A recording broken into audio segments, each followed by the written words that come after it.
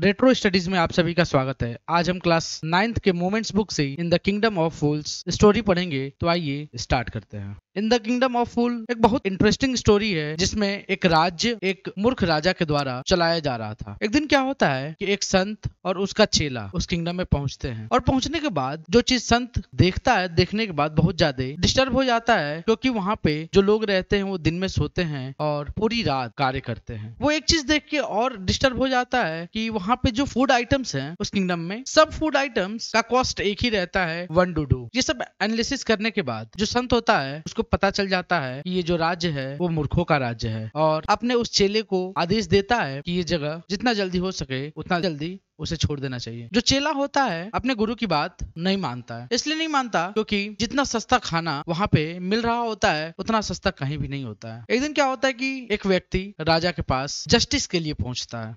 ये कहानी एकदम अंधेरी नगरी चौपट राजा जैसा ही है, बस थोड़ी सी चीजें इसमें बदली हुई हैं। जो वो व्यक्ति रहता है राजा के पास पहुंचता है और कहता है कि उसका जो भाई था वो बहुत पुराना ट्रेड कर रहा था और वो ट्रेड चोरी का था, और चोरी करने के दौरान उसके शरीर पे एक दीवार गिर जाती है और वो मर जाता है। जो राजा है उनसे वो कहता है कि उसके लिए कंपनसेशन चाहिए, क्योंकि जो राजा रहता है वो मूर्ख रहता है और उसने ये एनालाइज नहीं किया कि जो व्यक्ति मरा वो क्रिमिनल है, वो क्रिमिनल था। उसके एवज में वो उन सब व्यक्तियों को पकड़ता है जो लोग उसके मृत्यु का कारण रहते हैं। जैसे एक बहुत धनी मर्चेंट रहता है जो कि उस घर का मालिक होता है और उसी के घर का दीवार गिरा रहता है। दूसरा व्यक्ति को राजा बुलवाता है जो राजमिस्त्री होता है जिसने वो वॉल बनाया होता है। तीसरा एक डांसिंग गर्ल को बुलाता है जिसके वजह से जो बिल्डर रहता है वो अपने कार्य में कंसंट्रेट ना करके जो वॉल बनाया होता है वो बहुत वीक बनाया होता है। और फाइनली लास्ट में वो गोल्ड स्मिथ को बुलाता है क्योंकि गोल्ड स्मिथ के पास ही वो डांसिंग गर्ल उस दिन उस रास्ते से जा रही थी। फाइनली क्या होता है कि राजा डिसाइड करता है कि जो मर्चेंट के पिता थे असल में वही दोषी थे, क्योंकि जब वो मरे वो सब अपनी प्रॉपर्टी अपने बेटे को दे गए। इसलिए अपने पिता के जगह पे उसके बेटे को पनिशमेंट मिलना चाहिए जो कि प्रेजेंट में मर्चेंट है। उसके बाद एक अलग मोड़ आता है जब राजा कह देते हैं कि इसको फांसी पे लटका दिया जाए, क्योंकि इसके पिता मरने से पहले अपना प्रॉपर्टी सब इसको दे दिए, और जब प्रॉपर्टी इसको दे दिए तो सब अधिकार इसको मिल गया, अधिकार इसको मिल गया, तो इसने वॉल बनाना शुरू किया, वॉल बनाना शुरू किया, तो फाइनली वॉल गिर गया। मतलब कुल मिला के कल्प्रेट उसका पिता था, और पिता नहीं है तो मर्चेंट को ही पनिशमेंट मिलना चाहिए और इसीलिए उसे फांसी की सजा सुना दिया जाता है। क्योंकि जो फांसी का फंदा बना होता है ना, उस चीज को लेके जो मिनिस्टर्स होते हैं वो थोड़ा सा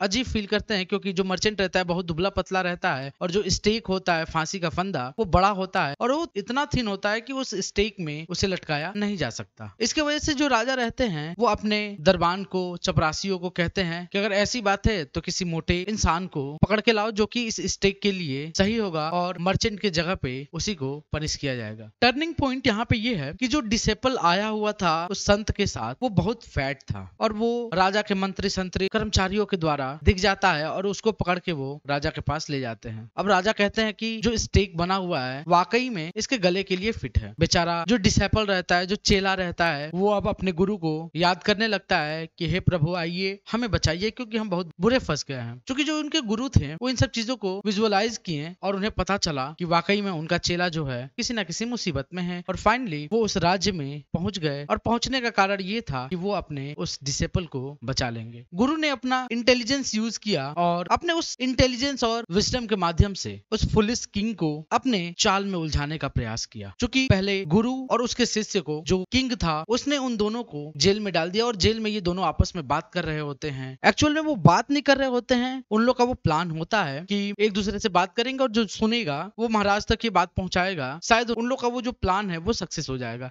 और बात ये रहता है कि ये दोनों बात कर रहे होते हैं कि ये जो फांसी का फंदा है ये बहुत महत्वपूर्ण फंदा है, क्योंकि इस पे जो लटकेगा और जो मरेगा वो फिर से इस राज्य में जन्म लेगा और इस राज्य का राजा और मंत्री बनेगा। अब चूंकि जो राजा रहते हैं उनके पास ये बात पहुंचती है तो उनके दिमाग में ये खुरपात चलता है कि अरे अगर ये लोग मर गए तो आने वाले समय में ये फिर जन्म लेंगे और इस राज्य के राजा बन जाएंगे। और जो राजा था वो ये चाहता नहीं था। इसलिए क्या हुआ कि जो राजा थे और उनके जो मिनिस्टर थे वो रात में उस फांसी के फंदे पे झूल गए, और इसलिए झूल गए ताकि उन्हें अगले जन्म में फिर से उनको वो किंगडम मिल सके। और गुरु और डिसेपल इस चीज की वजह से बच गए, क्योंकि ऐसा कुछ नहीं था कि जो मरेगा उस स्टेक पे उसे फिर से वो राज्य मिलेगा, उस राज्य में वो जन्म लेगा। लेकिन गुरु को पहले ही पता था कि ये मूर्ख हैं, इन लोग को मूर्ख बनाना कोई बड़ी बात नहीं है। जब राजा और मिनिस्टर मर गए तो जो लोग उस राज्य के थे उन्होंने गुरु और डिसेपल से आग्रह किया कि आप हमारे नए राजा और मिनिस्टर बन जाइए। गुरु उन लोगों के बात को मान लेते हैं, उनके निवेदन को स्वीकार कर लेते हैं और वहाँ पे कंडीशन एक लगाते हैं कि एक शर्त पे मैं राजा बनने के लिए तैयार रहूंगा अगर आप सभी नॉर्मल फंक्शन करना